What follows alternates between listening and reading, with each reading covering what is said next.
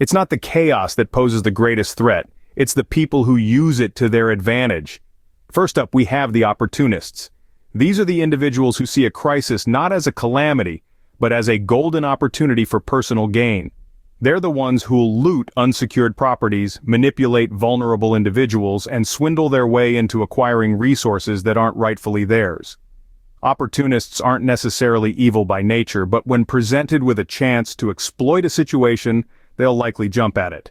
Their actions are driven by a twisted sense of survival, often justified by the chaotic circumstances. Now imagine a world where the societal norms and laws we're accustomed to have been thrown out the window. A world where the only rule is survival of the fittest. In such a world, opportunists can thrive, capitalizing on the disarray and confusion to further their own ends. So how do you protect yourself from these cunning individuals? Well, understanding their tactics is the first step. Opportunists are masters of deception.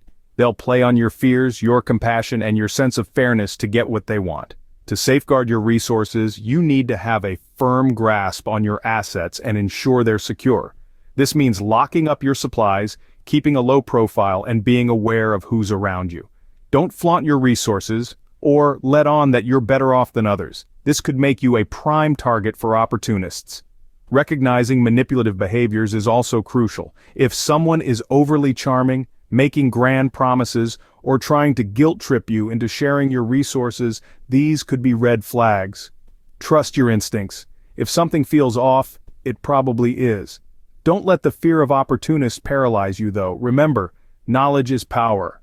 The more you understand about these individuals and their tactics, the better equipped you'll be to protect yourself and your loved ones. Remember, an opportunist is a master of deception. Stay vigilant. Next, we encounter the desperate strangers. Desperation can make even the most harmless individual a potential threat.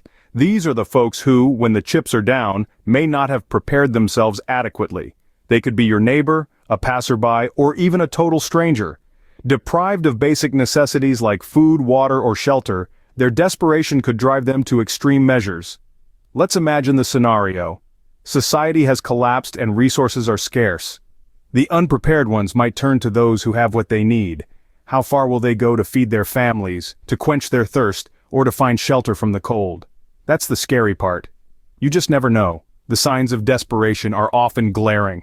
Agitation, nervousness, erratic behavior, excessive pleading, or even aggression. These are all red flags that indicate someone might be on the edge. And this edge could be the fine line between a peaceful encounter and a dangerous confrontation. So how do we deal with desperate strangers? First, it's important to have a plan. Avoid conflict whenever possible. A hostile encounter drains resources, energy, and can lead to unnecessary harm. Next, manage your resources discreetly.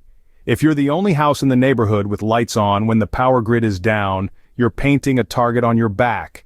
Be mindful about what you show and what you tell others. Lastly, remember to stay human.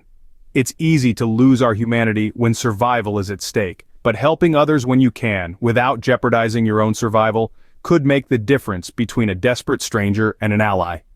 In times of crisis, desperation can be a dangerous motivator. Stay alert and stay safe. In a world without rules, the organized criminals thrive. These are not your everyday lawbreakers. When society's safety nets falter and the usual checks and balances crumble, these groups loom as a formidable threat. Imagine this. Organized criminal groups that once lurked in the shadows now boldly step into the light. They already have a hierarchy, a code, and a modus operandi. They're adept at exploiting chaos and disorder to expand their territories, recruit new members, and seize resources. They're not just after the quick score like opportunists. No, these groups aim to establish control and dominance. Let's consider their tactics. They're likely to be well-armed and trained. They'll exploit fear and uncertainty to manipulate vulnerable individuals. They're not beyond using violence to get what they want, and they're cunning. They understand the power of persuasion and deception. If you're not careful, you could find yourself unwittingly aiding their cause. So how do you guard against such a threat? The key lies in community. There's an old saying, united we stand, divided we fall. This couldn't be more relevant in a SHTF scenario. Forming or joining a community defense group could be your best bet against these predators. Together you can plan for collective security. This means pooling resources, sharing skills, and setting up physical defenses. It involves developing a communication system for alerting each other about potential threats.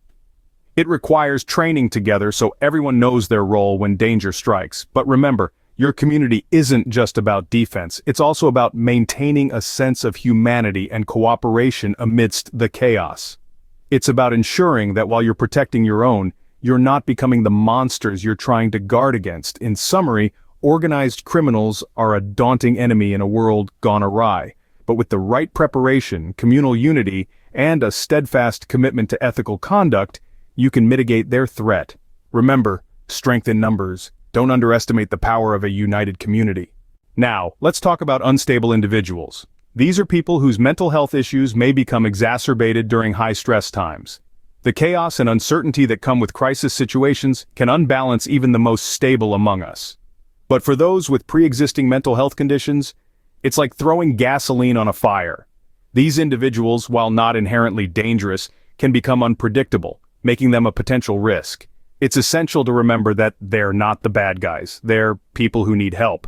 But in a survival situation, their actions can indeed put you in harm's way. So what should you look out for? Unusual or erratic behavior is a red flag, but it's often more subtle than that. Rapid mood swings, excessive paranoia, or a noticeable disconnect from reality are all signs that someone might be struggling mentally. But how do we deal with this? It's a delicate balance. On one hand, we need to show compassion. Remember, these are people dealing with something that they may not have control over. On the other hand, we must prioritize our safety. It's critical to maintain a safe distance, both physically and emotionally, from potentially unstable individuals during a crisis. If you're in a position to do so, try to guide them towards help. But remember, you're not a trained professional, and it's not your responsibility to fix them. Another point to consider is pre-crisis community mental health support. If we can help individuals with mental health issues manage their conditions before a crisis strikes, we'll be better off when it does. Reach out to your local mental health resources and see how you can be part of the solution. Compassion is key, but so is your safety. Keep an eye out for the signs. In the end, understanding and managing these risks is a crucial part of surviving when SHTF. It's a tough road to navigate, but with awareness, understanding, and a healthy dose of compassion, we can make it through. When the system collapses, former authority figures can become a double-edged sword. It's a bitter pill to swallow, but in times of crisis, some former law enforcement or military personnel might misuse their training and authority. Picture this: a former police officer, once sworn to protect and serve, now leveraging their power to control resources or dictate the rules in a survival situation, or perhaps a former soldier, trained in advanced combat techniques, using their skills to intimidate or harm others. It's not an easy scenario to contemplate, but it's crucial to be prepared for all possibilities. The skills and knowledge these individuals possess can be invaluable in a crisis, but if misused, they can also pose significant threats. Now, this is not to say that all former authority figures will follow this path. Many might use their skills to help and protect others. However, in a world where the rule of law has fallen away, the risk of power abuse becomes real and present. So how do we navigate this tricky terrain? The key is to approach such individuals with respect, but also with caution. Remember, they're humans too, possibly dealing with their own fears and insecurities in the face of societal collapse. If you find yourself dealing with a former authority figure, it's important to establish clear boundaries. Show respect for their knowledge and experience, but don't surrender your autonomy. Also, consider the value of numbers. There's safety in a group, and a collective can often negotiate more effectively than an individual. If you're part of a community, make decisions collectively and ensure that everyone's voice is heard. In times of crisis, it's easy to forget the importance of our shared humanity. But remember, even former authority figures are just people trying to survive, just like you. Understanding this can help you interact with them in a way that maintains your safety and theirs. As we navigate through the murky waters of a post-collapse world, let's remember to treat each other with respect and caution. After all, survival is not just about staying alive, it's about preserving our humanity too. Respect and caution go hand in hand when dealing with former authority figures. Last, but certainly not least, we have the scammers and con artists. These are the people who thrive on deceit. In times of crisis, they come out of the woodwork, ready to exploit the uncertainty and fear that permeates the air. They might create false identities or fabricate stories to gain your trust and ultimately access to your valuable resources. Picture this. You're approached by a desperate-looking individual claiming to be a representative from a nearby community. They spin a tale about a devastating fire, a shortage of food, a lack of clean water. It's a heart-wrenching story, and your first instinct might be to offer help. But hold on a second. This could be a scammer trying to play on your emotions. And it's not just individuals you need to be wary of.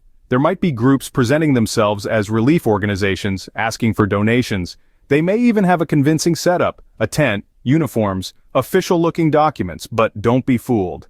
These could be elaborate schemes designed to con you out of your hard-earned supplies. So how can you protect yourself from these crafty con artists? First and foremost, verify identities and claims. If someone says they're from a particular community, ask for proof. If a group claims to be a relief organization, look for inconsistencies in their story or their setup. Ask questions. Lots of them. Scammers often falter when faced with detailed inquiries. Their stories may change, or they might become defensive. These are red flags you should not ignore. And remember, it's okay to say no. Your survival and the survival of your loved ones is your priority. If something doesn't feel right, trust your gut. It's better to be safe than sorry. But don't let the fear of scammers make you hard-hearted. There will be genuine requests for help in times of crisis. The key is to balance your compassion with caution. Trust but verify. Always double-check before you act. So, we've covered a lot today. From opportunists to scammers, the post-SHTF world can be a dangerous place. We've dived into the murky depths of opportunists who exploit chaos for personal gain, and desperate strangers whose unpredictability can lead to perilous confrontations. We've also shed light on the looming threat posed by organized criminals, and the potential danger from former authority figures who might misuse their skills post-SHTF. We've also touched upon the unpredictability of individuals battling untreated mental health issues, and the cunning of scammers who may try to deceive you with false identities. Remember, your awareness and preparation are crucial in navigating these potential threats. Engage with our community. Share your thoughts, experiences, and strategies in the comments. We're all in this together, learning from each other. Stay vigilant, stay prepared, and remember, knowledge is your best defense. Until next time.